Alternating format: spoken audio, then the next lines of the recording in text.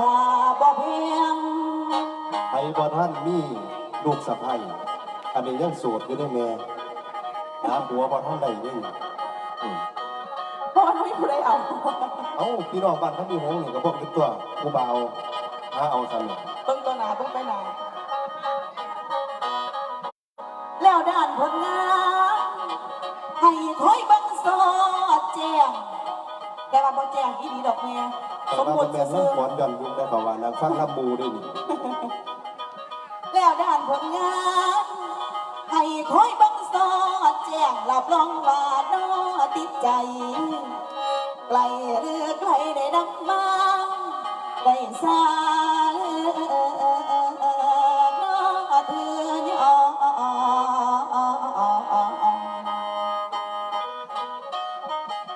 แล้วอาจารย์ธินกรคอยนำหน้านำเอายอดดารามารวมก่อนเป็นกลุ่มจานเด่นชัยกะคอยคุม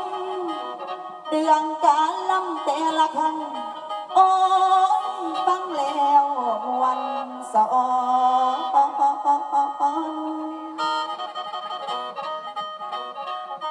โอกาสดี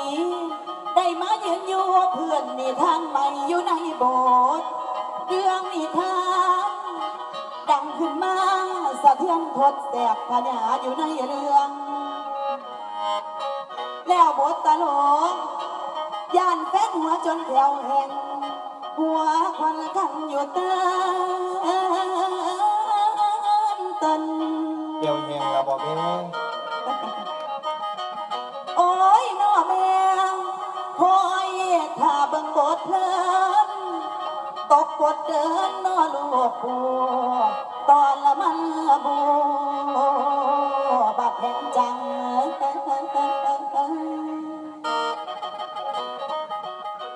แล้วอาจารย์ธินกรได้ก็ตั้งหมายเป็นหนึ่งในวงการพอได้หมายมาพันแข่งผู้ใดในการลองแล้วแฟนจองไปรับงานบ่เสียหน้าหน่อยหรือหลายเฮากะมาอันยาทานอย่าเป็นห่วงและในทีมงานขาดตัวได้ให้สาธารณกล่าวทวง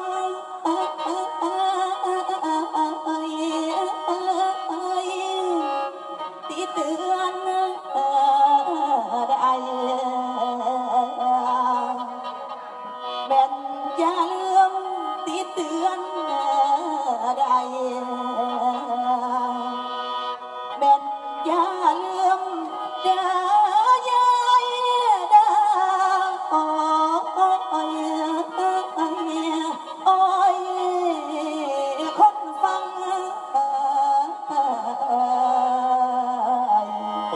มือสดๆในพี่น้องจ้างหมอลำก่อนเป็นยุคในฟังหอดหมอลำมือจะเป็นคุมเนาะแม่เนาะเอาบัดนี้ฟังต่อบัดนี้ทำนองสารข้ามคือกันสีเสกข้าถาใส่ผู้เฒ่าใส่ผู้สาวหนาเวทีเสือดำๆนี่ข้าถาเป่าม่นได้บัดเป่าม่นบ่บัดมีเป่าม่นสีลายม่นข้าถาแล้วบัดเด็กใส่ไข่น้ำแดงค่ะป้าสันคอยเสกใส่เจ้านั่นแหละชั่วมือนี่แหละจังบ่ได้ออกจากกันนี้จากทางแค่เทือนเสกใส่สาวไฟยิ่งวันนี้จากทางแค่เทือด้วยไปห้านได้กับพ่อกันห้านนั่นไหม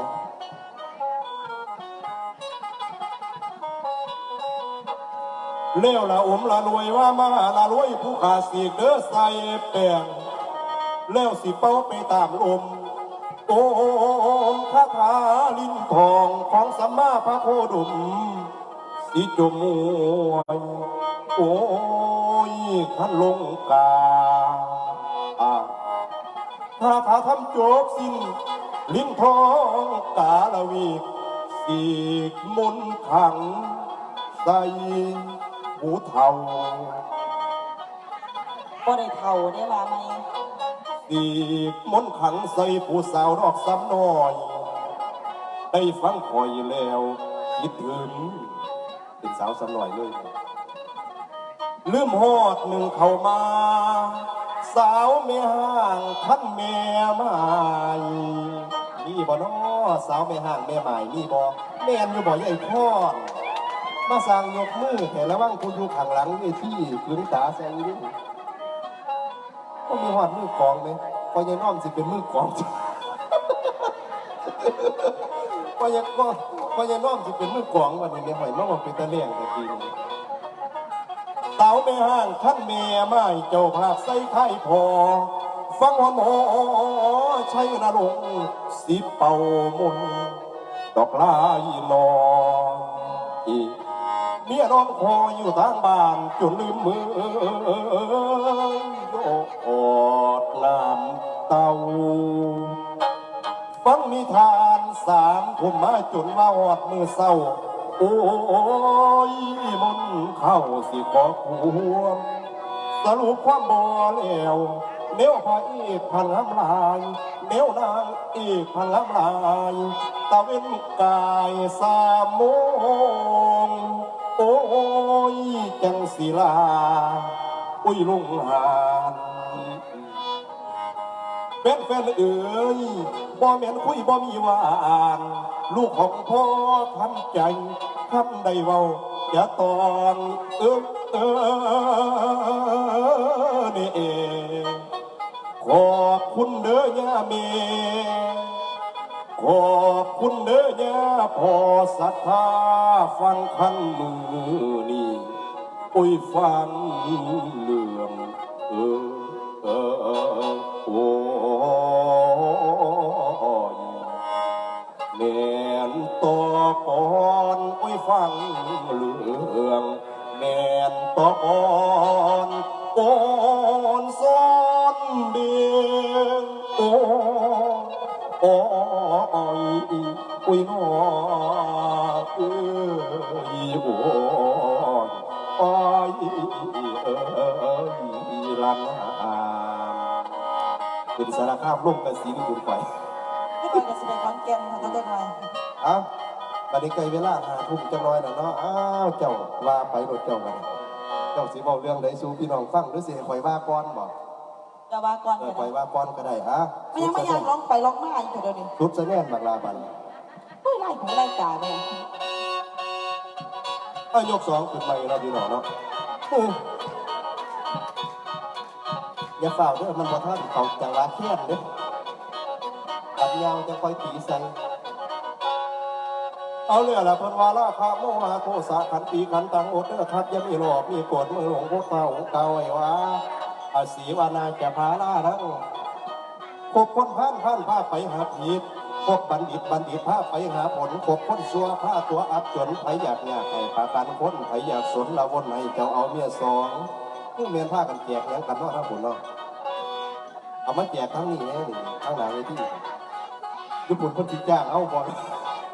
เอาไปแจกคุณเพิ่นสิจ้างเขาบ่หรือมาแจกบอลเพิ่นเป็นตาจ้างเขาเลยเนี่ยเนาะ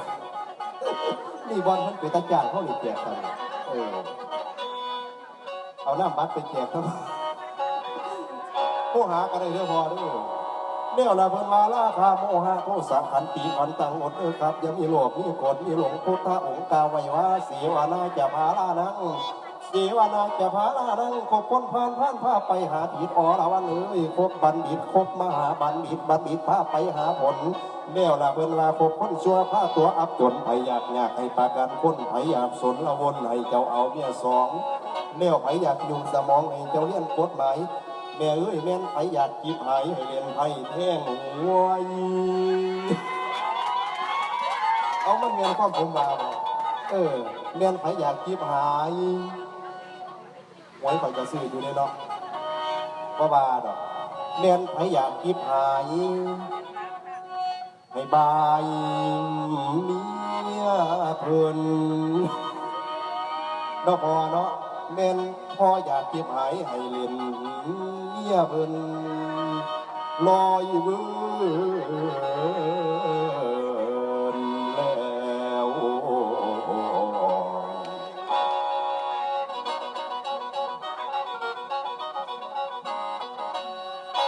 โอลานอ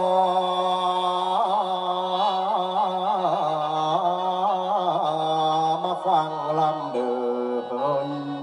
เจ้าสิขี้ไก่ไปยัง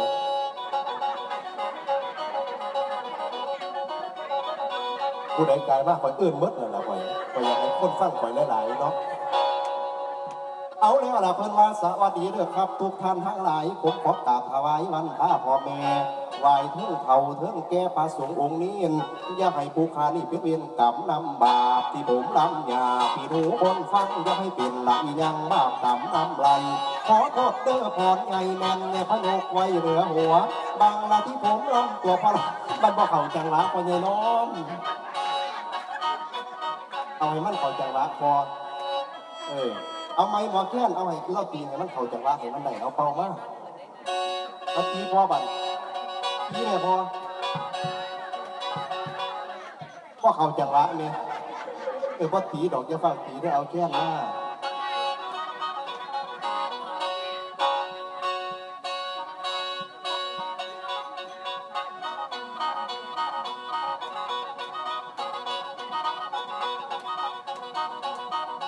เอาเดินแม่อย่าเป็นไรอย่าบาปกรรมน้ำไหลขอโทษเด้อพรเจ้าพระแม่แง่พระยกไม่เรือหัวบางเถื่อผมมาล้ำตัวมาล้ำผิดบ่ถูกแต่ว่าการหลวงพระองค์ดามามันเป็นท่านมันด่าเราหมอลำหมอร้องเอาเดินแม่เอาเดินพ่อละที่เสียงพอให้รอสนอโอ้ลำจังสี่ฟ้อนจังสี่บ่เป็นตามดูขออภัยยาโตเห็นนกเห็นใจเกี่ยไรผ่านได้พระน้องฟังเบิ่งก่อนเอาเดินแม่ละไปเปิดตูบอลตั้งต้นหัวที่บางละเธอมันบ่ดีพิดิษภาคผ้าอภัยนักปราบดินนานจ่าที่อู่ทำนานวิทย์ในวิทย์นอกเด้อคนอาภอบ่ต้องเอิ่นมาบอกตามสูงโอ้ยสาวฟ้ายิ่งนี่ก็เป็นเรื่องงามเนาะขอให้จูงเอาผีหมอลำใบบางหรือต้องการขายจ้างขอให้เบาทีหลังเด้ออรวันเด้อเมื่อนี้ถือว่ามาซอยการซอยงานด้วยเจ้าอย่าเอาเป็นหมื่นเป็นแสนเพราะเจ้าภาพเจ้าสัตว์มาซอยงานจะใช้ดอกน้อยใหญ่น้อมอย่าเป็นหมื่นเป็นแสนเด้ออรวันเอ้ยหรือต้องการขายจ้างแม่นอยู่เจ้าไปล่ำทางอื่นเขาเจ้าได้ค่าตัวขึ้นละ4-5 หมื่นนั่นคอยเสื้ออยู่แต่ว่านี่ถือว่ามันเป็นลูกเป็นหลานอีแม่กายได้มาล่ำสัตว์ห่วยเพิ่นเลยแม่นี่คือแม่คู่ของผมนี่ล่ะแม่คู่กายเนาะหรือต้องการค่าจ้างขอให้พระอุทิศหลังขอต่อเด้อคนฟังละทุกคนทุกแห่งผู้ละที่มีตามแม่พระราชการท่านซ้ำนะพาเรียนมาใหม่ๆตัวว่าเข้ากันนี่แหละครับของนี่กระไรนี่แหละเพิ่นลาเปรียบคือไก่กากำลังหัดหันเลี้ยงได้2-3 วันข่อยละฟังเบิ่งว่าแม่หนังตะลุ่งเอาโลดว่าแม่นข่อยเป็นบักปอดบักแก้วว่าแม่นเรียนนิทานเรื่องตะลุ่งบ่ได้เด้อเนี่ยอาทีใส่ย่ำตลกย่ำซอยนี่ล่ะเพิ่นว่าเปรียบคือไก่กะกำลังหัดขันเปรียบคือไก่กะกำลังหัดขันเรียนได้2-3 วันกะเทิงใส่เทิงสันแม่ใหญ่หัวใจดินดันขึ้นแล้วก็แห้งขากะเลยสีแข็งมันแข็งละแม่นี่ขากะเลยสีแข็งหางกะเลยสีแข็งจนอย่างบ่อยู่ขอตัวเด้อพวกหมู่ซุ่มเบาซุ่มสาวแม่ไก่ขอตัวเด้อพวกหมู่ซุ่มเบาซุ่มสาวทั้งลุงและเอาเทิงอาและป่าพอดีอาวาเสียสีอีกจะ2-3 ปีขาลองฟังอีกคือเศร้าเพาะเมื่อยว่าเจ้ากระเมื่อยติไปกระเมื่อยให้กันบอกให้เศร้าแม่บางอย่างเอาเรียนเชิญขึ้นทุ่งเวทีได้แม่บัดนี้ล่ำดวงวิญญาณแม่บัดนี้เตรียมครับขึ้นทุ่งเวทีผ้าเขาผ้าเวียนเลยเด้อในเวลา5 ทุ่มแล้วเนาะแม่เนาะ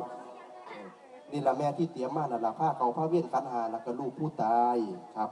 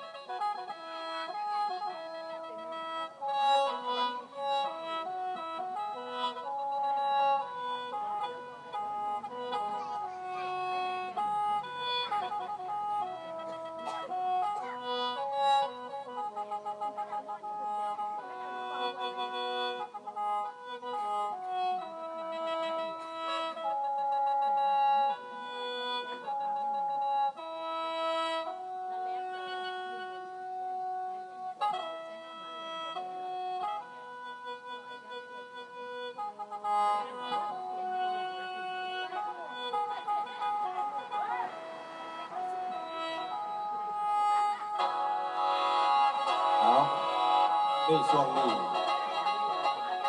ขอเรื่องเชิญตัวแทนทางเจ้าภาพเด้อพี่แม่ผู้กาย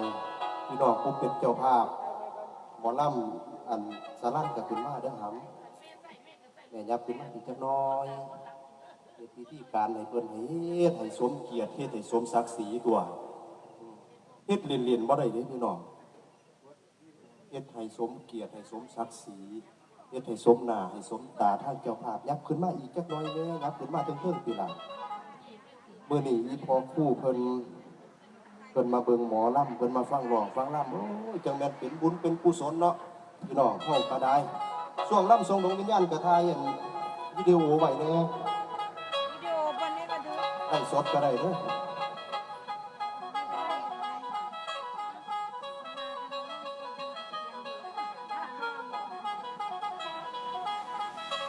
ยับมาบักลาอันยาดน้ำอยู่แน่น้ำที่เตรียมไว้เนี่ยถอดออกซะมันมีอยู่สองอันเนี่ยไปตู้ยับมาข้างหลังขอน้ำขวดนึงแม่น้ำขวดนึงแม่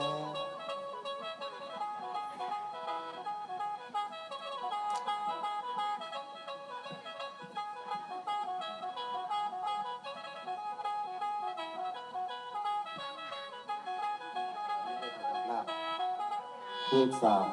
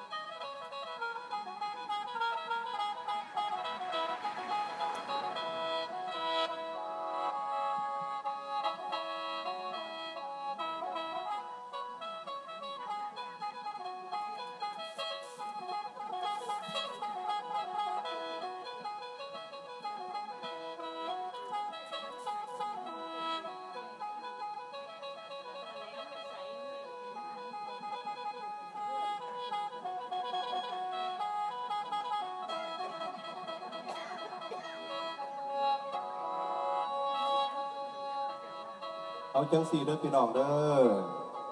บัดนี้หมอลำใช้นรงค์ลุงเรื่องได้รับเกียรติจากทางเจ้าภาพผู้พันอื่นมาหาการหางานได้ลำฉลององค์กฐินในเพิ่นอุทิศส่วนบุญส่วนกุศลไปหาคุณพ่อผู้อำนวยการอดีตผู้อำนวยการยงยุทธสายสมบูรณ์เนาะเพิ่นล่มเสียหายตายเสียจากไปแล้วพี่น้องเอ้ยไปไม่กลับหลับไม่ตื่นฟื้นไม่มีหนีไม่พ้นนั่นคือความตายพี่น้องที่เกิดแก่เจ็บตายนี่ละคนเฮาความตายนี่แกดข้องทุกบาทยางพี่น้องตื่นมาเมื่อเช้าเห็นหน้าอย่างว่ายั่งเนาะพี่น้องเนาะเอาตั้งจิตตั้งใจเด้อพี่น้องเด้อขอนำพี่น้องผู้มาร่วมการร่วมงานให้ตั้งจิตอธิษฐานระลึกถึงเพิ่นได้สร้างหรือว่าเป็นเรือจ้างมาในช่วงวาระหนึ่งของชีวิตได้อบรมสั่งสอนลูกศิษย์ลูกหาจนได้ดีได้ดีบัดนี้เพิ่นได้นี้จากแล้วเหลือไว้แต่ห้อยตีนห้อยมือเหลือไว้แต่สื่อเสียงเหลือไว้แต่คำอบรมสั่งสอนลูกหลานลูกศิษย์ลูกหาทางเจ้าภาพเพิ่นคิดฮอดคิดถึงบุญคุณกะยังว่ามื้อนี้จังมีเป็นมื้อที่จัดการจัดงานขึ้นมาเนาะพี่น้องเนาะตั้งองค์กฐินบ้านเฮาที่แม่คู่กายของเฮาผู้เป็นภรรยาก็ดีก็ยังคิดฮอดความเก่าความหลังยังได้หมอลำเชนรงค์จังเลยมารวมอนุโมทนาบุญนำครับบัดนี้ในช่วงนี้ขอพี่น้องเนาะอยู่ในความสงบเรียบร้อยให้เกียรติทางเจ้าภาพเพิ่นผมสิได้ร่ำเอิ้นดวงวิญญาณลงมารับส่วนบุญส่วนกุศลในมื้อนี้วันนี้ตั้งจิตเด้อพี่น้องเด้อสักขีกามีจลุปีคิลิสิขาลตติจันตลคีวิมานีทีเปรติจะคามีตลุวนะคะอานีกีหะวัตถุมมีเกติ กุมมาจยันตุเทวาชละทละวิสเมยักขคันทพนาคาติทันตาสันติเกยังมุนิวละวัจนังสาทโวมิสุนันโตธรรมสวนกาโลยัมพทันตาธรรมสวนกาโลยัมพทันตาธรรมสวนกาโลยัมพทันตานะโมตัสสะภะคะวะโตอะระหะโตสัมมาสัมพุทธัสสะนะโมตัสสะภะคะวะโตอะระหะโตสัมมาสัมพุทธัสสะนะโมตัสสะภะคะวะโตอะระหะโตสัมมาสัมพุทธัสสะอะระหังสัมมาสัมพุทโธภะคะวาพุทธังภะคะวันตังอภิวาเทมิสวาคาโตภะคะวตาธัมโมธัมมังนามัสสามิสุปฏิปันโนภะคะวโตสาวกสังโฆสังฆังนามามิ